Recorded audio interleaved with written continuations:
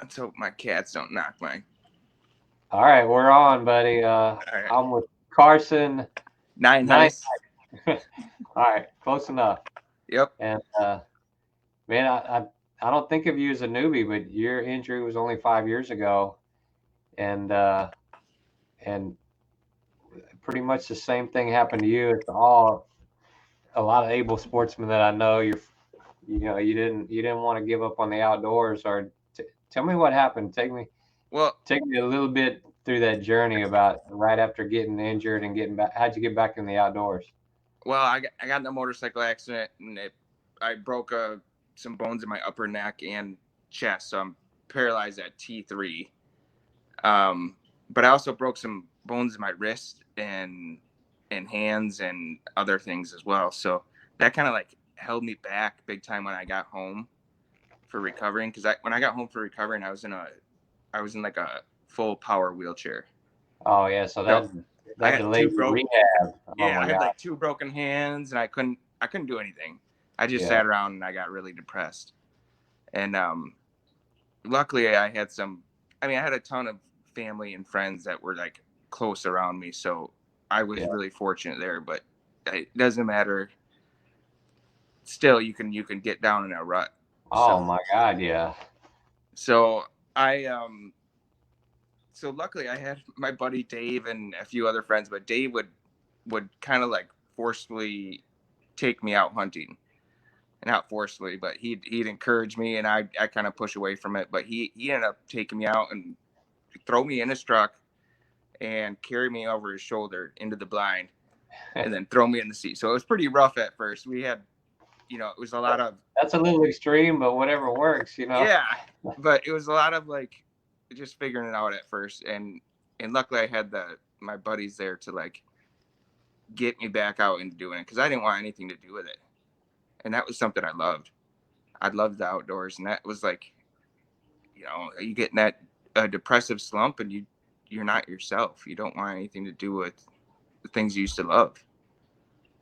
So I was fortunate there, and they basically took me out there a few times. And the very first time I got out there, I was just sitting there, wasn't thinking much of it, and then all of a sudden a couple deer came along, and I forgot about everything. I forgot about all my injuries. I forgot about all the other bullshit I deal with, and it was Yep. really cool. It just put me in this like surreal moment. Those And those deer don't care, do they? That you're in a no, they don't care. And it was just beautiful. I mean, when you sit out there and watch deer, that's something about them there. Anything in the wild is kind of beautiful watching it act on its own. So that day we didn't shoot a deer or anything, but it really like drove me and like kind of changed me back to, I want to say, who I was, like yeah. falling back in love with the things that I used to. Woke up the hunter and the outdoorsman. Yeah, exactly. Um, so that's how the whole idea started of this. Is we did this, and it boosted me back into a good attitude, and and then I was like, how do I do this for other people, and how can I because I go to therapy, and I come across all kinds of people that do not have the friends and family and support that I do. You Yeah. know, I So got people asking me to go out and do stuff all the time, which I'm fortunate. yeah. And there's a lot of people there that their only chance out is going to therapy. So they don't. There's a lot of people that need that and need that group and support that I have So and had. when did So you have the idea for Hunt to Heal? Was it soon after your it, injury? yeah, it was short. Well, it was after Dave took me out hunting, and now this came to I started getting back in a better attitude. I went out to lunch with my Aunt Lori. We chatted about it for a while, and she's kind of asked me what I want to do to get back into a regular routine of life. And I just said I wanted to help people some way that similar to how I was helped there. So we we talked about it for a little bit, and in my family, my grandpa's owned this piece of property up in Bitely about an hour or so just north of Grand Rapids for a little bit. So it's a You big piece of property. you live in Walker, Michigan, right? So Yep. you're talking about upstate Michigan, right? Or what do they call Well, it it's not up north. I call it northern, up north, but it's still Lower Peninsula. Lower Peninsula? Okay. It's only an hour north of GR. But It's it's a still, big place. You got a big chunk of property there. yeah, it's 650 acres, so it's a square mile. It's a big piece of land, and we didn't do anything with it for a long time. We hadn't been using it, just kind of letting the locals there hunt it and whatnot. And then just that idea came through of making a building and making something that we could get people in wheelchairs, disabled people, any sort of disability, that we can get them out there and make it possible. Yeah. Because I know all the hurdles and things that stop us from going, but not everyone else does. Not everyone, there's a lot of. Oh my God. Wouldn't that be great if all outfitters would think about making their lodges accessible when they were building them? I know. I mean, and it's not like you have to do a whole lot of extra expense. It's Right. You don't just have to thought. do much. Yeah. It's just putting some extra thought into the design. So, and I was fortunate enough to um, my family built that lodge up there as kind of a gift for this Hunt to Heal Foundation. So When did that start officially? it started in 2019, Yeah. 18. You know, most people don't do that so soon after their injuries, but you got in gear quick. I Most, had to. I had to do something. I had to do something because I needed to be active and productive, and yeah, you needed a purpose. yeah, I needed a purpose. So that's what got me out of that depressive state I was in, was getting the getting all this stuff going, Yeah. and I had a purpose I had a reason to get up every morning and get to work and stuff like that. So Did you keep hunting the whole time through, or does this kind of? I know it, for me, I get just as much excitement and satisfaction out of getting people back out, seeing them do well in the outdoors. But I still love to hunt and fish myself. well, same here. I love to hunt and fish, but I definitely do it a lot less myself now. But I get the same, like you said, I get the same enjoyment. I got to watch 6 people shoot nice bucks this year, and I didn't take one myself. I haven't shot one on the property yet, actually. So did you guide them? Because as far as I've always been the only quad guide I've known up to this point. Are you telling me there's another one somewhere in the country? Well, I've been out with them a few times, but I'm a para, so Oh, I all still right. have Well, then some. you can't knock me off the pedestal then. That's right. I can't do that, but we got another guy that helps us out, and he's been out there. Uh, Jeff's been out there taking people. He goes out there in his power chair, and Yeah, he's guided like 5 hunters so far. So that's he pretty. does it more than I do, and most of the time I'm hanging around at the cabin or waiting for people to get back. And Don't let him put you in the back burner like that. no, I get out a lot still. He kicks ass though. What all do y'all do out there? Do y'all hunt? Do y'all fish? Is it year round? What's your We're vision in this place? so this was our first year of doing whitetail hunting, and that's kind of where it started. Was off of hunting for whitetail, and that's kind of what I grew up doing, and that's more one of my passions. But I also love to fish, and as of now, we don't have a spot on there to fish, but in the future there may be. But so far it's So been whitetail's number whitetail. one. What's that? Whitetail's your number one. Bow and rifle. Y'all don't really have a rifle season, do you? Yeah, we do. Yeah, we got a rifle.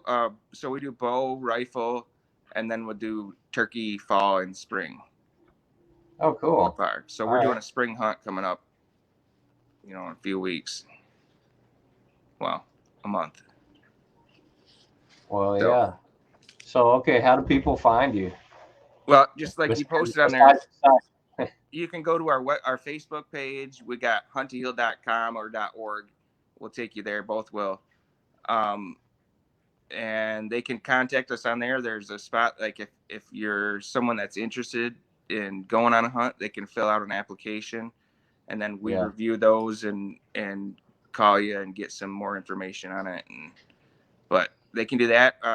Kim Monks, she's our executive director, so she helps me out a lot with the paperwork and well, everything. She does a ton of work there. So You're gonna get a lot more people applying now after we do this. Are I you hope ready? so. I hope so.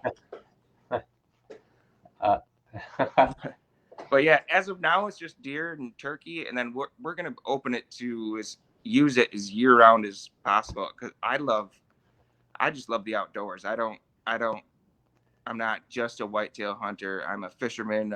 I love that. I love hiking. I love mushroom hunting. I love that's looking cool. at birds and everything. I just love the outdoors. So if somebody wanted to just come and use the cabin for a few days, they could get in touch with you and set that up and without hunting at all, just going up there. Yeah, potentially we're working on that. So we're working on setting up some ways that we can get more people in the disabled community involved. It doesn't have to be just whitetail hunting. So it can be, we're working on that. We're figuring out ways that we're going to get people more involved, I guess, year round. Yeah. Well, So, that up in Michigan, that summertime, especially down here where I'm from, it gets too dang hot. It'd be pretty just cool to go up there and spend 3 or 4 days. yeah. I'm sure you can find a place to fish pretty close. Well, there's a spot like right next to our property line that has Yeah, there's a whole bunch of places we could fish up there. just being out in the woods is healing. It's therapy out there. You know that. All Can right. you hear? Yeah. All right, there you My go. bad. What's Yeah. up? What? So where? That's pretty much where you want to take it, though, right? Where you have a year-round. Yeah. I basically want it to be a year round place for healing in nature. So, Maybe you can establish one in every state. That'd be pretty cool to have a hunt to heal property with an accessible lodge in every state. yep. That'd be pretty cool That to would start up to get going. that would be awesome. That would be awesome if I could get this to evolve into something else where, you know, other people, other organizations can do something similar. It's so easy. I mean, I shouldn't say it's so easy. It took a lot of work Sure. and tons of people involved and Right. way more work than I could do on my own. It would be a lot more if you didn't have the land to start out. You would have to Well, raise money, purchase it, and then. it would be damn near impossible. You know how to? I just lucked out. It just that the family had owned that and they're fortunate enough to let me use it. So, um, I mean, there's definitely a way to do it because we're kind of planning on that's kind of where we want to do things in with Disabled Outdoorsman USA here in Texas is to that's kind of like the end goal is to have your own place that you can do year round on there just like you're doing. yeah. Well, you do exactly what our mission is. I actually was in tears when I watched your first episode because it was so emotional for me.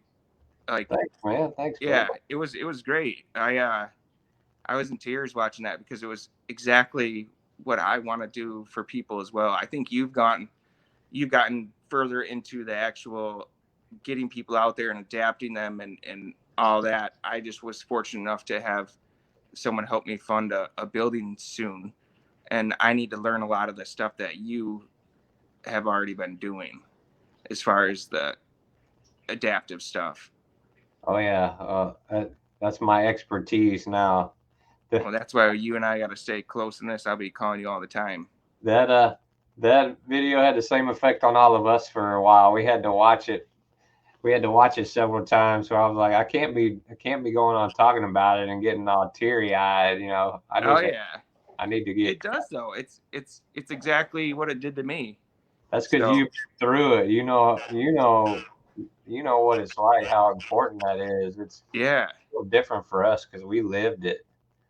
I don't know what the gentleman's name, but one of the guys you had on there, yeah, he just told his story, and it was kind of it was personal to me, and it was cool. If you do the same thing that we do, That had to be DJ. We're yeah, actually we're gonna get him out next month. We're filming a turkey hunt. We're gonna take him back where it started a year ago, and he'll have the right equipment this time. So we're cool. hoping gonna Well, he connect. you had that really slick like zero gravity, um, what you call it, zero gravity for There's his shotgun. yeah. Dude, that was sweet. We uh we actually have a couple of different forms. The one he was using was from a guy in Wisconsin who built that, Clifford Pfeiffer. But then my Justin Stacy, my buddy from Tennessee, he's got that third arm design for wing shooting, and we're gonna test out both with DJ actually this weekend and get him see which one he wants to use for the turkey hunt. Yeah, I think that's awesome. So So, someday you're gonna have to have that kind of equipment on hand, you know. well, I do. I need it. I need it right away. Actually, we have some equipment. We have the sip and puff.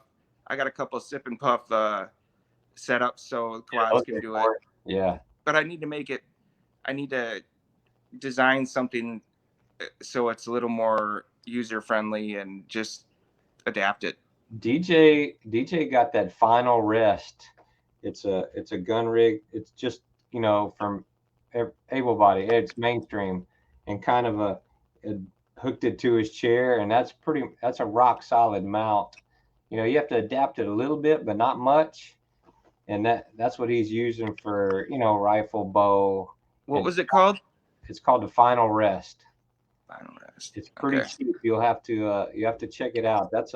It's a good place to start with someone who hadn't shot yet, Yeah. because it's like I said, because it's cheap, and it just gives them kind of an idea of what they're going to need, and it, it may end up working for everybody. Yeah.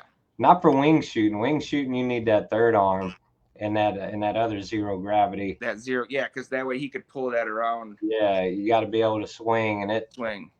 that final rest isn't going to do that, but it's going to be money for turkey and deer and crossbow, stuff like that. Yeah. It's just, So that's what I need to do.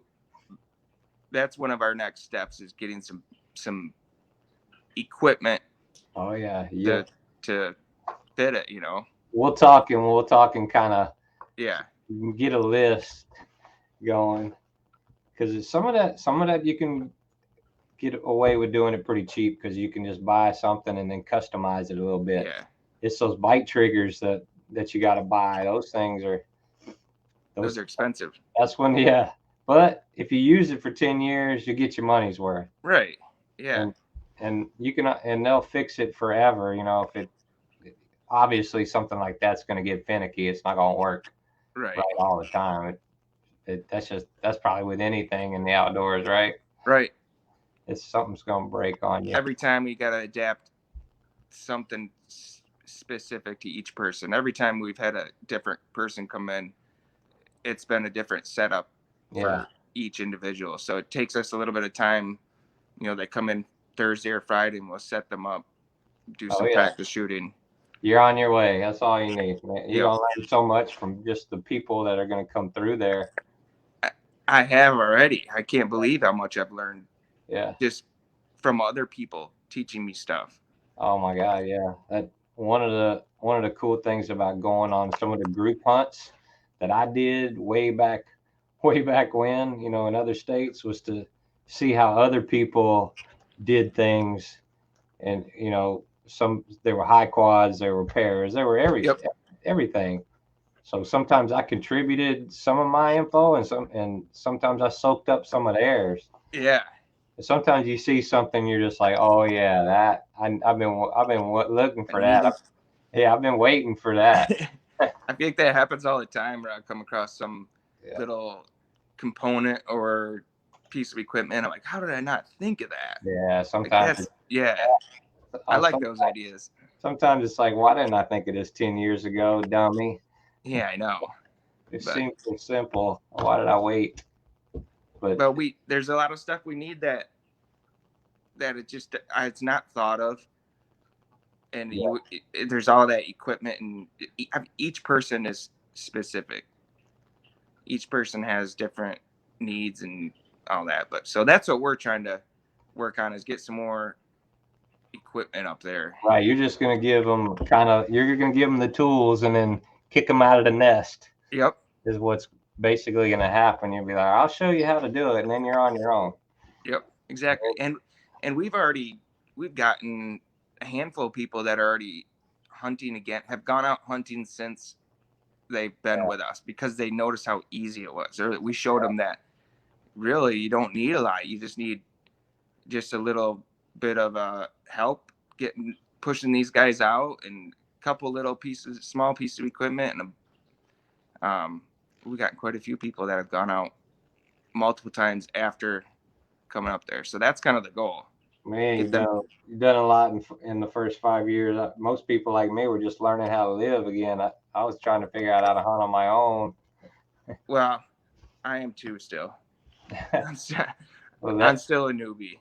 what's on your? Speaking of that, what's a good transition? What's on your bucket list? What do you want to? What do you want to do? Oh, Where do you want to go? for a hunt, Yes. I love Colorado. I love everything about it. I love the Rockies. I love the views. I've never been out there. I would love to do like an elk hunt Oh yeah. in Colorado or Utah, Montana, anywhere in that. Okay. Well, I'm gonna give you a little tip. I probably shouldn't tell you this on air, but I'm gonna do it anyway. Disabled Outdoorsman USA has a Utah chapter, Yep. so they hook up with them and get their they would just hook up with them and tell them what you want to do. You want to come out, and because you have to put in for the draws for Utah. Right. You put in for the mule deer draw. Elk's going to take a while to draw. Just Right. if you, I assume you want to go after a big elk. If you're going to do elk hunt, you want to go after a big elk. Yeah. But I don't know. I mean, I feel like that would be, it definitely takes some equipment getting me up in the mountains. I would need something. It's doable. Yeah, it's definitely doable. It's But I'd doable. love that. I'd love to go fishing there. I've never fished the rivers out there. I just think it's beautiful. God's country. I'll walk you through to get you started on the process. To get in the draw. The draw and the tag is going to be the hard part. So after you draw the tag, then man, figuring out how to hunt is going to be the easy part. Right. And man, they do fishing too over there, and my buddy Jesse Alberic up in Montana, he's got accessible boats on the rivers up there, and he takes people out. You ought to hook up with him. I think his organization's Access Unlimited or something like that. Cool. I'll hook you up. All right, I appreciate it. You got all the connections. Like I tell everybody, it just means I've been injured a long time. What year did you get injured? 86. 86. My injury is older than you, I'm sure. That's when I was born. There you go. Yep, I was born in 86. That's bad. I don't know. I shouldn't be laughing about that. Shit, it's awesome. Look how much you helped people and done since then. It's freaking sweet. Well, you're off to a great start, buddy. Good job. Yeah.